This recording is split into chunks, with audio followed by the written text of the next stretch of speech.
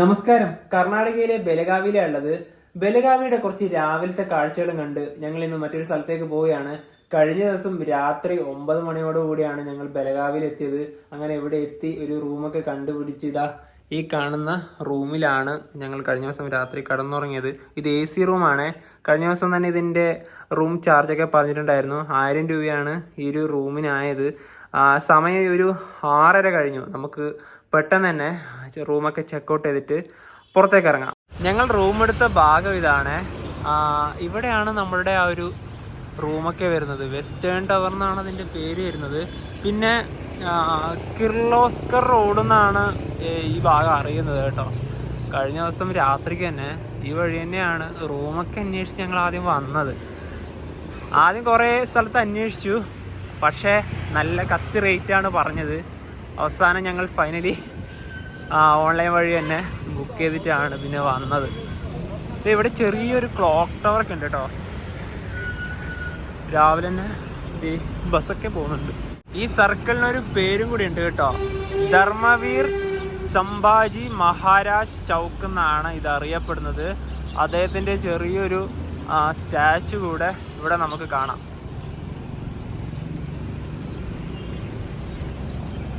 നല്ല അടിപൊളി പ്രതിമ തന്നെയാണ്. പിന്നെ ഇവിടെ നമുക്ക് വന്നിരിക്കാനുള്ള ചെറിയൊരു സ്പോട്ടൊക്കെ ഉണ്ട് കേട്ടോ. ബെഞ്ചും കാര്യങ്ങളൊക്കെ ഇവിടെ കൊടുത്തിട്ടുണ്ട്. ഇനി റെയിൽവേ സ്റ്റേഷൻ ഭാഗമൊക്കെ വരുന്നത് ഇവിടത്തേക്കാണ്. ഒരു 1.5 കിലോമീറ്ററിന് മുകളിലുണ്ട് റെയിൽവേ സ്റ്റേഷനിലേക്കുള്ള ദൂരം.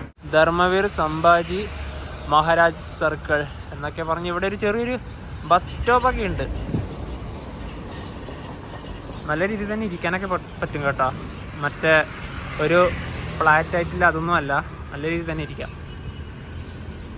റോഡുകളുടെ കാര്യം പറയുമ്പോൾ 2 വരി 4 വരി പാത തന്നെയാണ്. റോഡൊക്കെ അടിപൊളിയാണ്. റൂമിൽ നിന്ന് ഇറങ്ങുമ്പോൾ വിചാരിച്ചത് രാവിലെ അല്ലേ, വെയിലൊന്നും ഉണ്ടാവില്ലല്ലോ, നല്ല സുഖത്തിൽ നടന്നു പോകാന്നാണ്. പക്ഷെ പുറത്തിറങ്ങിയപ്പോഴാണ് അറിഞ്ഞത് ഇവിടെ നല്ല തണുപ്പാണ്.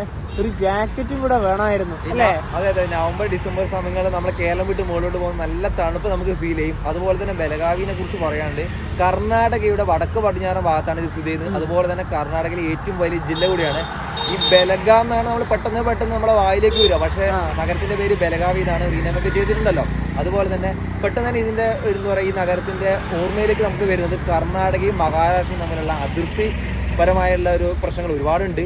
അപ്പോൾ അതുപോലെ തന്നെ എന്താ പറയാ, അത്യാവശ്യം നല്ലൊരു എന്താ പറയാ നഗരം തന്നെയാണ് കേട്ടോ. എന്താ പറയാ, കർണാടകയിൽ തന്നെ ഡെവലപ്മെന്റ് ആണ്. കാരണം നല്ല റോഡുകള്, വൃത്തിന്റെ കാര്യമാണെങ്കിലും കുഴപ്പമൊന്നുമില്ല കേട്ടോ.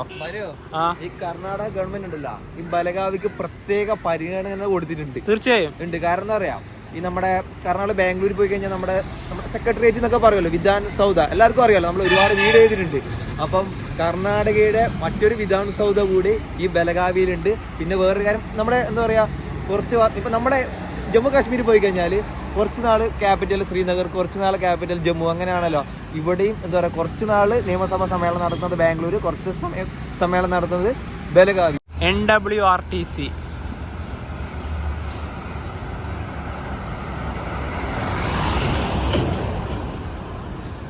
രാവിലെ ഒരു 7 മണി ആയതല്ലേ ഉള്ളൂ. കടകളൊന്നും തുറന്ന് വരുന്നതേ ഉള്ളൂ. ഇവിടെല്ലാം ക്ലോസ് ആയിട്ടാണ് ഉള്ളത്. കരിമ്പ് കൊണ്ടുവന്നുണ്ടതാ. നല്ല തണുപ്പ് വരാനൊക്കെ കാരണം നല്ല രീതിയിൽ തന്നെ കൃഷികളുണ്ട് ഇവിടെ.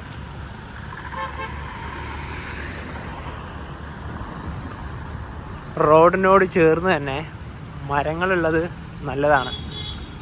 ഉച്ച സമയത്തൊക്കെ നടന്നു പോകുമ്പം നല്ല തണലുണ്ടാവും. ട്രാക്ടറിനൊക്കെ എന്താ ശബ്ദം.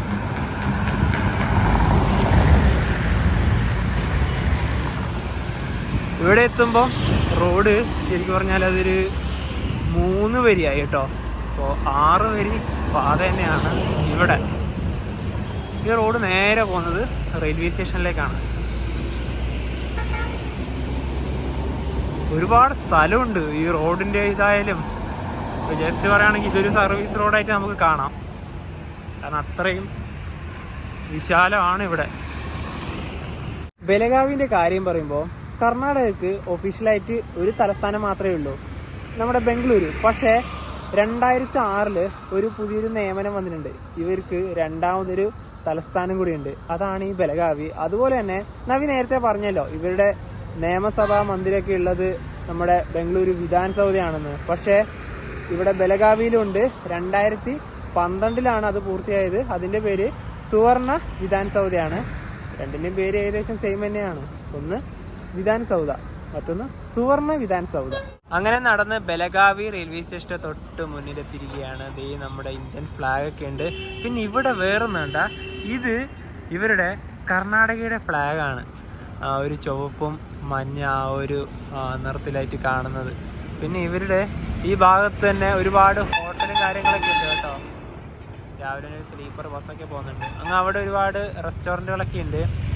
സ്റ്റേഷൻ്റെ കാഴ്ച ഇങ്ങനെയാണ്. അടിപൊളി നല്ല മോഡേൺ റെയിൽവേ സ്റ്റേഷനാണ്. ഇനിയിപ്പോൾ നമുക്ക് നേരെ മുൻഭാഗത്തോട്ട് പോവാം. റെയിൽവേ സ്റ്റേഷന് തൊട്ട് മുന്നിൽ തന്നെ കർണാടകയുടെ ഫ്ലാഗ് ഒക്കെ ഉണ്ട് പറഞ്ഞില്ലേ, അതിൻ്റെ പരിപാടികളൊക്കെ നടക്കുന്നത് ഈ തൊട്ട് മുന്നിലാണ്.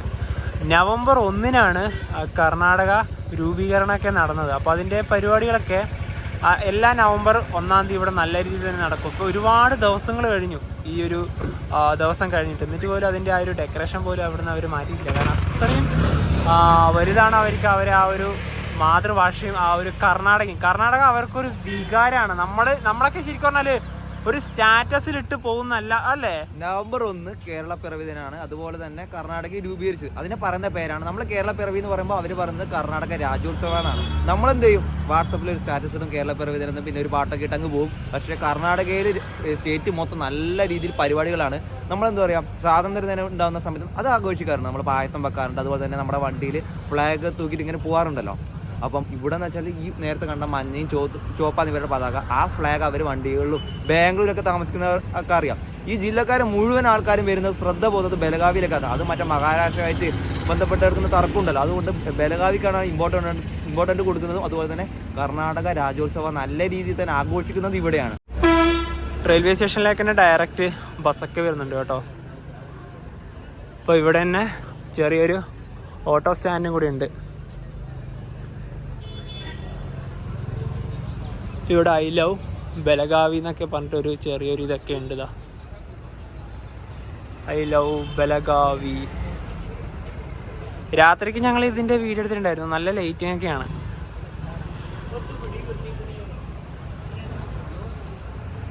Modern railway station. അകത്തേക്ക് ഇനിയിപ്പോൾ നമുക്ക് കയറാം. Welcome to Kundanagari. അതുപോലെ തന്നെ ഇവിടെ തന്നെ ചെറിയൊരു പെയിൻറ്റിങ് ഒക്കെ ഉണ്ട്. ഇവിടെ ബെലഗാവി എന്ന് എഴുതിയതൊക്കെ നമുക്ക് കാണാം.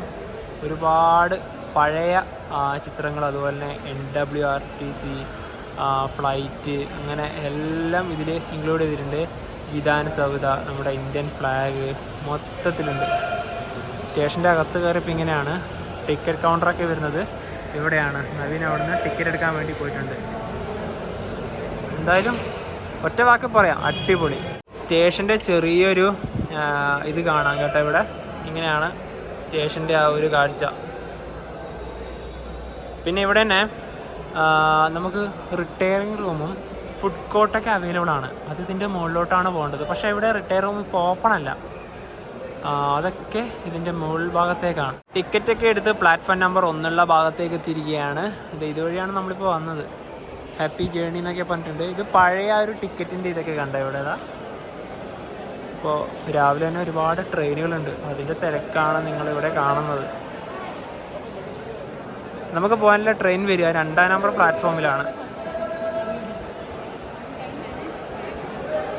രാത്രിക്കാണ് ഇതിൻ്റെ നല്ല ലുക്ക് കേട്ടോ. ലൈറ്റൊക്കെ ഇട്ട് അടിപൊളിയാണ്. ഞങ്ങളിവിടെ 2 നമ്പർ പ്ലാറ്റ്ഫോമിലേക്ക് വന്നിരിക്കുകയാണ്. ഇത് മീരജിലേക്ക് പോകുന്ന ഒരു എക്സ്പ്രസ് ആണ്. ഹുബ്ബള്ളി ലോക്കോമോട്ടീവ് ഷെഡിൻ്റെ കീഴിലുള്ള WP7 ആണിത്. 7:57 സമയം. സ്റ്റേഷൻ്റെ കോഡ് വരുന്നത് VGM എന്നാണ്. കന്നഡ, ഹിന്ദി, ഇംഗ്ലീഷ്. അപ്പോൾ പലരും വിചാരിക്കും എന്തുകൊണ്ടാണ് ബെലഗാവിന്ന്. ബെലഗാവി ഇപ്പോൾ പുതിയ നെയിമാണ്. നമ്മൾ നേരത്തെ പറഞ്ഞ പോലെ തന്നെ ബെൽഗാം എന്നുള്ളതാണ് പഴയ നെയിം. അതായത് ഈ കർണാടകയും ഈ പറയുന്ന മഹാരാഷ്ട്രയും ഈ നഗരത്തിന് വേണ്ടിയിട്ട് ഭയങ്കര ഒരു തർക്കങ്ങൾ നടക്കുന്നുണ്ടല്ലോ. അപ്പം മറാത്തിയിൽ മഹാരാഷ്ട്രക്കാർ ഇതിന് പറയുന്ന പേര് ബെലഗാവ് തന്നെയാണ്. 2014 നവംബർ 1 പറയുമ്പോൾ കർണാടക രാജ്യോത്സവ ദിനത്തിൻ്റെ ആ സമയത്താണ് കർണാടക സർക്കാർ ഈ നഗരത്തിൻ്റെ പേര് ബെൽഗാമിൽ നിന്നും ബെലഗാവിലേക്ക് മാറ്റിപ്പെട്ടതുണ്ടായത്. പക്ഷേ ഇപ്പോഴും മഹാരാഷ്ട്രക്കാർ ബെലഗാവ് തന്നെയാണ് പറയുന്നത്. ഈ തർക്കങ്ങൾ പലതരത്തിലുണ്ട്. നദീജല തർക്കമുണ്ട്, അതുപോലെ തന്നെ സംസ്ഥാനങ്ങളെ അതിർത്തി തമ്മിലുള്ള തർക്കമുണ്ട്. അതിൽ പ്രധാനപ്പെട്ടതാണ് ഈ ബെൽഗാം നഗരത്തെ ചൊല്ലിയുള്ള മഹാരാഷ്ട്രയും കർണാടകയും തമ്മിലുള്ള തർക്കം. മറ്റു തർക്കങ്ങൾ എക്സാമ്പിൾ പറയുകയാണെങ്കിൽ നമ്മുടെ ഇപ്പോൾ കാവേരിയെ കുറിച്ചിട്ട് കർണാടകയും തമിഴ്നാടും തർക്കമുണ്ട്. അതുപോലെ തന്നെ നമ്മുടെ മുല്ലപ്പെരിയാറിൻ്റെ വലിയ തർക്കമായിട്ട് വന്നില്ലെങ്കിലും കേരളവും തമിഴ്നാടായിട്ടൊക്കെ ഉണ്ടല്ലോ. അതുപോലെ തന്നെ പക്ഷെ അതുപോലെ ഒന്നല്ല കേട്ടോ, ഇത് ഭയങ്കര പ്രക്ഷോഭങ്ങളും ഒരുപാട് സംഭവങ്ങളൊക്കെ നടന്നൊരു തർക്കമാണ് ഈ ബെൽഗാം നഗരത്തെ ചൊല്ലിയുള്ളത്. അതിനെക്കുറിച്ച് പറയുകയാണെങ്കിൽ മഹാരാഷ്ട്ര പറയുന്നത് ഭാഷാടിസ്ഥാനത്തിൽ ഈ പറയുന്ന ബെൽഗാം നമുക്ക് വേണമെന്നാണ് അവകാശം മുന്നേറുന്നത്. അതായത് ഈ ബെൽഗാം കർണാടകയിലായെങ്കിൽ കൂടി, ബെൽഗാം മുമ്പേ ബോംബെ പ്രസിഡൻസിൻ്റെ ഭാഗമായിരുന്നു, ഇപ്പം കർണാടകയാണ് എങ്കിൽ കൂടി കന്നഡ മാത്രമല്ല, കന്നഡ 64% പേര് സംസാരിക്കുന്നുണ്ടെങ്കിലും ബാക്കി 26% മറാത്തി സംസാരിക്കുന്നവരാണ്, ബാക്കി 10% മറ്റു ഭാഷകൾ. അപ്പോൾ അതുകൊണ്ട് തന്നെ അവർ പറയുന്നത് ഇത് ബെൽഗാം തങ്ങളുടെ ഭാഗത്ത് വേണമെന്നാണ് മഹാരാഷ്ട്ര പറയുന്നത്. അതുപോലെ തന്നെ വർഷങ്ങൾക്ക് മുന്നേ ഒരുപാട് എന്താ പറയുക ഇതുമായി ബന്ധപ്പെട്ട് ഒരുപാട് പ്രാദേശിക സംഘടനകളൊക്കെ മഹാരാഷ്ട്രയിൽ രൂപീകരിച്ചിട്ടുണ്ട്. അതിലൊന്നാണ് മഹാരാഷ്ട്ര ഏകീകരണ സമിതി എന്ന് പറയുന്നത്. 1957 ജനുവരി 17 ഈ പറഞ്ഞ ആ ഒരു പ്രാദേശിക സംഘടന, ഈ മറാത്ത ഒരുപാട് ആൾക്കാരിങ്ങനെ പ്രതിഷേധിക്കുകയും ചെയ്തിട്ടുണ്ടല്ലോ, അതിന് ഈ പറഞ്ഞ മൈസൂർ പോലീസിൻ്റെ ആ ഒരു നേതൃത്വത്തിൽ വെടിവെപ്പൊക്കെ ഉണ്ടായിരുന്നു. അതിൽ ഒരുപാട് പേര് മരിച്ചിട്ടുണ്ടായിരുന്നു. അതുകൊണ്ട് ആ ഒരു ജനുവരി 17 ഈ പറഞ്ഞ പ്രാദേശിക സംഘടന ഏകീകരണ സമിതി ഒരു എന്താ പറയുക ഒരു രക്തസാക്ഷി ദിനമായൊക്കെ ആചരിക്കുന്നുണ്ട്. അത് പറയാൻ കാരണം അത്രമാത്രം വലിയൊരു അതിർത്തി തർക്കങ്ങളിലാണ് ഈ ബെൽഗാം നഗരത്തെ ചൊല്ലി. ബെൽഗാം നഗരവും അതുപോലെ തന്നെ 865 ഗ്രാമങ്ങളുമാണ് മഹാരാഷ്ട്രയുടെ ഭാഗമായിട്ട് വേണമെന്ന് അവർ പറയുന്നത്. ലോണ്ട മിറാജ് വണ്ടി ഇതാ ഇവിടെ നിന്ന് എടുത്തിട്ട് പോവുകയാണ്.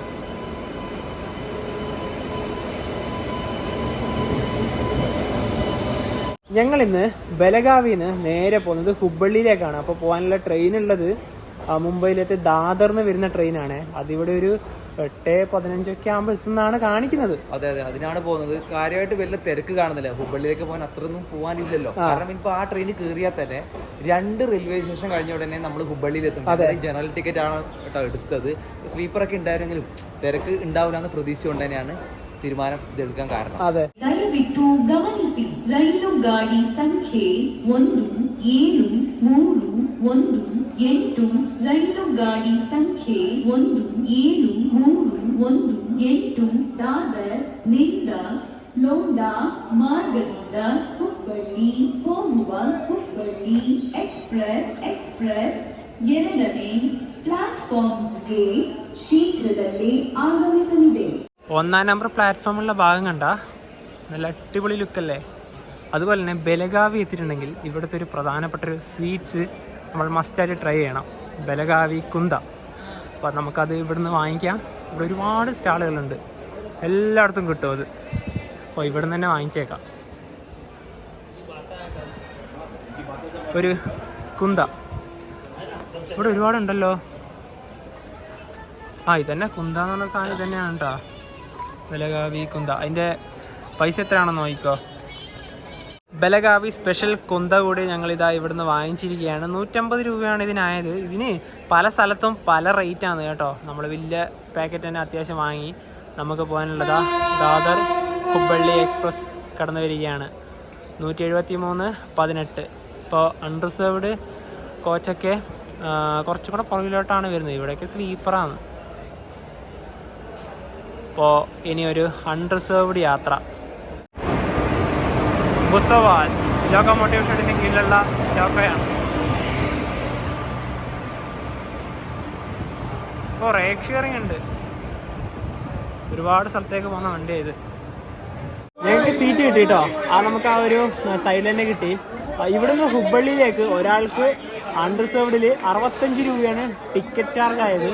ഇവിടെ അതായത് എമർജൻസി വിൻഡോ ആണ്, പക്ഷേ ഡയറക്ഷൻ ഇങ്ങോട്ടാണല്ലോ, അതുകൊണ്ട് ഇത് എടുക്കാൻ കുറച്ച് ബുദ്ധിമുട്ടാണല്ലോ നവി. അതെ, അതുപോലെ തന്നെ എല്ലാം കച്ചറായനാട്ടോ. കാരണം ഇത് മുംബൈയിൽ നിന്ന് വരുന്ന വണ്ടിയാണ്. അത്യാവശ്യം ഒരുപാട് ആൾക്കാർ ഇവിടെ ഇറങ്ങി. നമ്മൾ വരുന്ന സമയത്ത് ജനലൊക്കെ പെട്ടെന്ന് ഞെട്ടിപ്പോയി. കാരണം ഹുബ്ബള്ളി വരെ നിൽക്കേണ്ട അവസ്ഥയാണെന്ന് വിചാരിച്ചു. പക്ഷേ ഇല്ല, ആൾക്കാർ ഒരുപാട് പേര് ഇവിടെ ഇറങ്ങി. പിന്നെ ഇതിൻ്റെ അകത്ത് ഇപ്പം ഇങ്ങനെയാണ് കേട്ടോ, ഫുഡൊക്കെ വരുന്നുണ്ട്. അപ്പോൾ ഇവിടുന്ന് ഇനിയിപ്പോൾ ഒരു 5 മിനിറ്റിന് മുകളിൽ എന്തായാലും വണ്ടി നിൽക്കും ഇവിടെ. ഇതിൻ്റെ ശരിക്കും പറഞ്ഞാൽ പകൽ കാണാൻ അത്ര ഭംഗിയില്ല എന്ന് പറയാം കേട്ടോ. ഈ ഒരു ലൈറ്റിങ്ങും കൂടെ വേണം, എന്നാൽ മാത്രമാണ് കളർഫുള്ളാവുക. കഴിഞ്ഞ ദിവസത്തെ വീഡിയോയിൽ ഇതിൻ്റെ രാത്രി കാഴ്ചകൾ നിങ്ങൾ കണ്ടിട്ടുണ്ടാവുമെന്ന് വിശ്വസിക്കുന്നു. അപ്പോൾ ബെലഗാവി റെയിൽവേ സ്റ്റേഷനോട് വിട. ശരിക്കും പറഞ്ഞാൽ രാത്രി വന്നാൽ ലൈറ്റും കൂടി എല്ലാം ഇട്ട് ഇടുന്ന സമയത്ത് നമുക്ക് ശരിക്കും നല്ല രീതി ഭംഗി മനസ്സിലാവും. പകലാവുമ്പോൾ ആ ഒരു ഭംഗി ശരിക്കും പറഞ്ഞാൽ നമുക്ക് നോക്കാൻ വേണ്ടി പറ്റൂല. കാരണം പിന്നെ നല്ല തിരക്കും കൂടി വരുന്നുണ്ടല്ലോ രാവിലെ ആകുമ്പോൾ.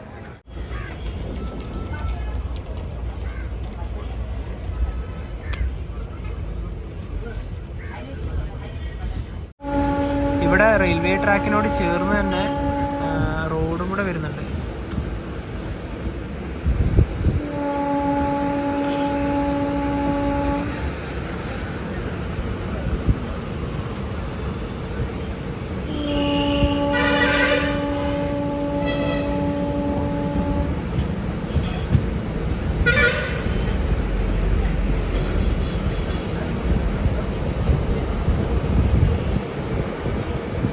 ഇത്ര സമയമായിട്ടുണ്ടല്ലോ, തണുപ്പിൽ വലിയ കുറവൊന്നുമില്ല കേട്ടോ, നല്ല തണുപ്പുണ്ട്.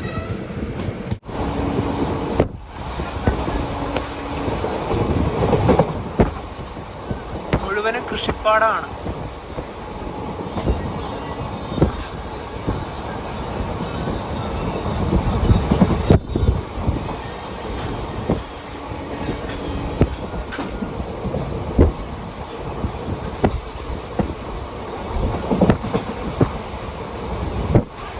നമ്മൾ വാങ്ങിച്ച കുന്തിയില്ലേ, ഇത് പാലിൽ നിന്നുണ്ടാക്കുന്ന ഒരു മധുരപലഹാരമാണ്. ഇത് നമ്മുടെ ബെലഗാവി, ലോണ്ട ഈ സൈഡിലേക്കൂടെയൊക്കെ നമ്മൾ ട്രെയിനിൽ പോകുമ്പം ട്രെയിൻ തന്നെ അവർ വന്ന് വെക്കുന്നുണ്ട്, ഇവിടുത്തെ സ്റ്റേഷനിലും വെക്കും. അതുപോലെ തന്നെ ബെലഗാവി ഇപ്പോൾ നമ്മളിപ്പോൾ പുറത്തേക്ക് ഇറങ്ങിയിട്ടുണ്ടെങ്കിൽ എല്ലാ ബേക്കറികളിലും ഇത് കിട്ടും. ഇവിടെ വന്നിട്ടുണ്ടെങ്കിൽ നിങ്ങളൊന്ന് ജസ്റ്റ് ഇതൊന്ന് ട്രൈ ചെയ്തോട്ടാ, നല്ലൊരു സ്വീറ്റ്സ് തന്നെയാണ്. KSR ബംഗളൂരു സാംഗ്ലി റാണി ചെന്നമ്മ എക്സ്പ്രസ്.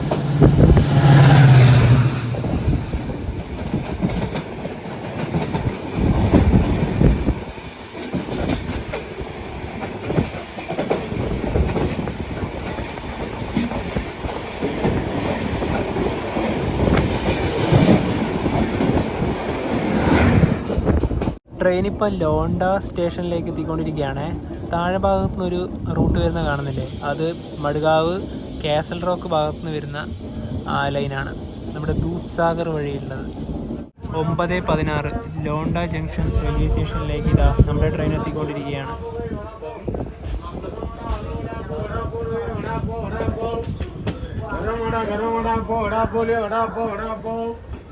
ലോണ്ടയിൽ 2 മിനിറ്റ് മാത്രമേ നമ്മുടെ വണ്ടിക്ക് സ്റ്റോപ്പ് ഉണ്ടായല്ലോ കേട്ടോ, ഹോണടിച്ച്. ഇത് ജംഗ്ഷൻ വരാൻ കാരണം ഇവിടുന്ന് 3 റൂട്ടുണ്ട്. ഒന്നിപ്പോൾ നമ്മൾ വന്ന ബെലഗാവി റൂട്ട്, ഇനിയിപ്പോൾ നമ്മൾ പോകുന്ന ഹുബ്ബള്ളി റൂട്ട്, പിന്നെ നേരത്തെ കാണിച്ച മഡ്ഗാവ് റൂട്ട്. പ്ലാറ്റ്ഫോമൊക്കെ വരുന്നത് ഈ ഒരു ഭാഗത്തായിരുന്നു.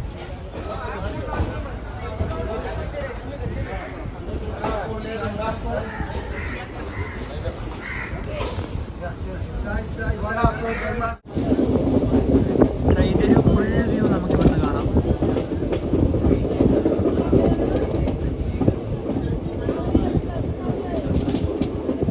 വലിയൊരു കർവ് തന്നെയാണ്.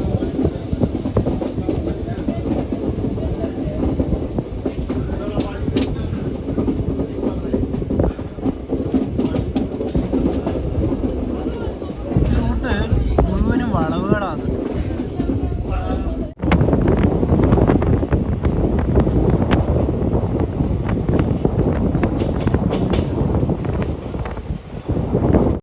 മണിയായി. ട്രെയിൻ ഇപ്പോൾ അൽനാവാർ ജംഗ്ഷൻ സ്റ്റേഷനിലേക്ക് എത്തിയിരിക്കുകയാണ്.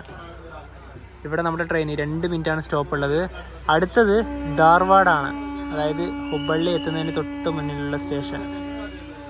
ഇത് ഇവിടെ ഒരു പട്ടിക്കുട്ടനൊക്കെ കടന്നുറങ്ങുന്നുണ്ട്. ട്രെയിൻ ഇപ്പോൾ ധാർവാഡിലേക്ക് എത്തിക്കൊണ്ടിരിക്കുകയാണ്.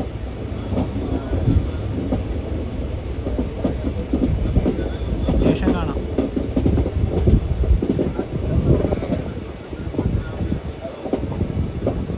10:38 ധാർവാഡ്.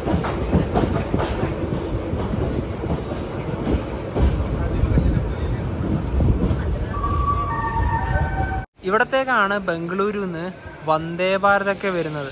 ഇനിയിപ്പോൾ ഇവിടുന്ന് 21 കിലോമീറ്റർ കൂടി ഉണ്ട് ഹുബ്ബള്ളിയിലേക്ക്. ബെലഗാവിൽ നിന്നും 142 കിലോമീറ്റർ യാത്ര ചെയ്ത് ട്രെയിൻ ഇതാ ഹുബ്ബള്ളി ജംഗ്ഷൻ റെയിൽവേ സ്റ്റേഷനിലേക്ക് എത്തിക്കൊണ്ടിരിക്കുകയാണ്. KSR Bengaluru city junction Dharwad Vande ഭാരതാണിത്.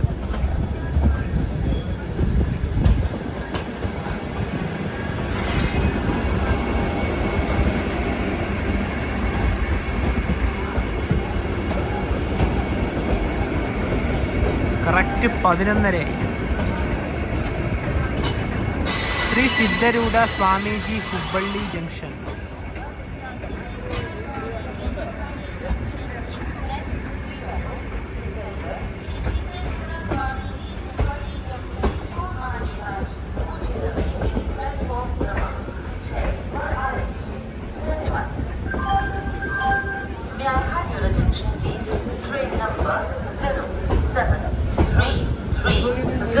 Bijapur Shri Siddharoodha Swami ji Hubballi junction express from Bijapur to.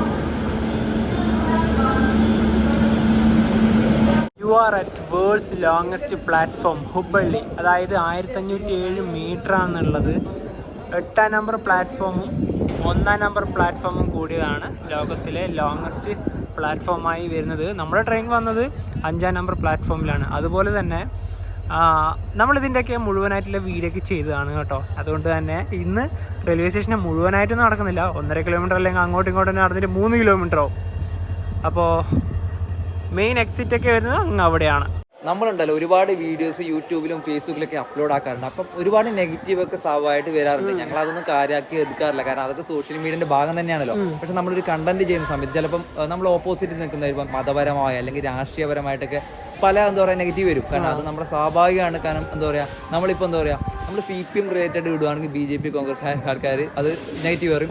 BJP related ഇടുവാണെങ്കിൽ കോൺഗ്രസും അവർ CPM ഇപ്പൊ നമ്മളൊരു ഹിന്ദു റിലേറ്റഡ് പോകുമ്പോൾ ഓപ്പോസിറ്റ് പറയും, മുസ്ലിം റിലേറ്റഡ് പോകുമ്പോൾ ഇങ്ങോട്ട് വരും. അത് സ്വാഭാവികമാണ്, നമ്മൾ അത് അംഗീകരിക്കുന്നു. പക്ഷേ നമ്മളൊരു വിജ്ഞാനപരമായി ഒരു കുറച്ച് അറിവ് രീതിയിലുള്ള കാര്യങ്ങൾ പറയുമ്പോൾ അത് തെറ്റാന്ന് പറഞ്ഞാൽ നമുക്ക് നല്ല രീതിയിൽ വിഷമം വരാറുണ്ട്. എക്സാമ്പിൾ, നമ്മൾ കേരളത്തിലെ ഏറ്റവും വലിയ ജില്ല ഏത്? പാലക്കാട്.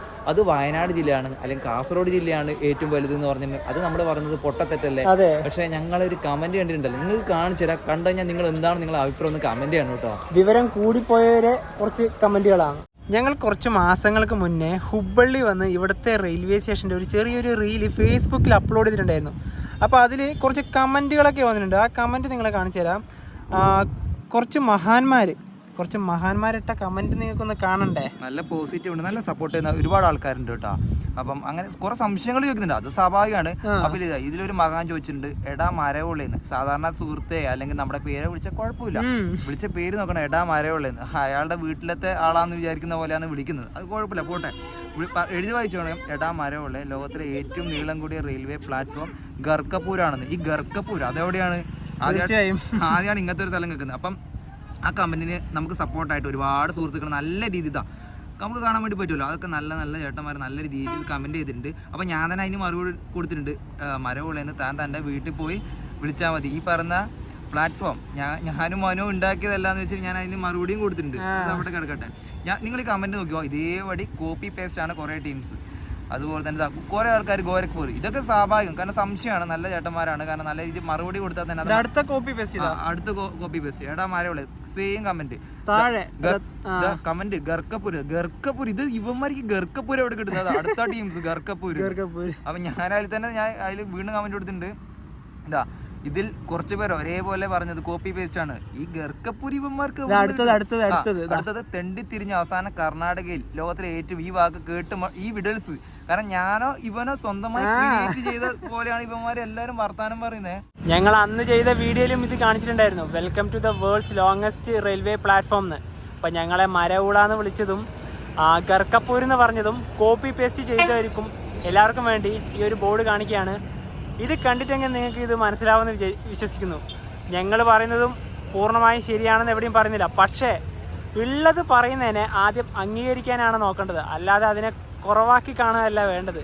ഇത്രയും വലിയൊരു റെയിൽവേ പ്ലാറ്റ്ഫോം ലോകത്തിലെ ഏറ്റവും വലുത് നമ്മുടെ ഇന്ത്യയിലാണെന്ന് ഉള്ളതിൽ നമുക്ക് ആദ്യം അഭിമാനിക്കാം. അതുപോലെ തന്നെ 3rd ലോങ്ങസ്റ്റ് റെയിൽവേ പ്ലാറ്റ്ഫോം ഉള്ളത് നമ്മുടെ കൊല്ലത്താണ്, കേരളത്തിലാണ്. ഞങ്ങൾ റെയിൽവേ സ്റ്റേഷൻ്റെ അവിടെ നിന്ന് പുറത്തേക്ക് ഇറങ്ങിയിരിക്കുകയാണ്. ഇപ്പോൾ 12:30 ആകാനായി. നമുക്ക് ഉച്ചയ്ക്ക് ഇവിടുന്ന് ഭക്ഷണം കൂടെ കഴിക്കാം. എനിക്കൊരു നല്ലൊരു ഹോട്ടൽ നോക്കിയിട്ട് ഭക്ഷണം കഴിക്കാം. ഫാമിലി റെസ്റ്റോറൻറ്റ് ഒരുപാടുണ്ട് കേട്ടോ, ഈ സൈഡിലൊക്കെ ഉണ്ട്. ഞങ്ങൾ ഉച്ചയ്ക്ക് കഴിക്കുന്നത് വെജ് മീലാണ്. റൈസുണ്ട്, 2 ചപ്പാത്തി ഉണ്ട്, ഒരു വെജ് കറിയുണ്ട്, ഒരു സ്വീറ്റ് ഉണ്ട്, അച്ചാറുണ്ട്, പിന്നെ ഇതുണ്ടല്ലോ ഇതാ, ഇത് നല്ല പച്ചവെള്ളം പോലത്തെ ഒരു കറിയാണേ. അവിടെ നിന്ന് ഭക്ഷണം കഴിച്ച് നേരെ ഇതാ ഹുബ്ബള്ളി റെയിൽവേ സ്റ്റേഷന്റെ തൊട്ട് മുന്നിലേക്ക് എത്തിയിരിക്കുകയാണ്. അപ്പോൾ ബലഗാവിന്ന് തുടങ്ങിയ യാത്ര ഹുബ്ബള്ളി എത്തിയ സ്ഥിതിക്ക് ഇവിടെ വെച്ച് വൈൻഡപ്പ് ചെയ്യാണ്. ബലഗാവിന്റെ കുറച്ച് കാഴ്ചകളൊക്കെ എല്ലാവർക്കും ഇഷ്ടപ്പെടുന്ന വിചാരിക്കുന്നു. അപ്പോൾ അടുത്തത് ഇനി ഒരു ഹിസ്റ്റോറിക്കൽ പ്ലേസിലേക്കാണ് പോകുന്നത്. അപ്പോൾ അതിൻ്റെയൊക്കെ കാഴ്ചകൾ നിങ്ങൾ വരും ദിവസത്തെ വീഡിയോയിൽ കാണാം. അപ്പോൾ ഈ ഒരു വീഡിയോ എല്ലാവർക്കും ഇഷ്ടപ്പെടുന്നതായിരിക്കുന്നു. അപ്പോൾ നമുക്ക് മറ്റൊരു വീഡിയോ മറ്റൊരു ബൈ.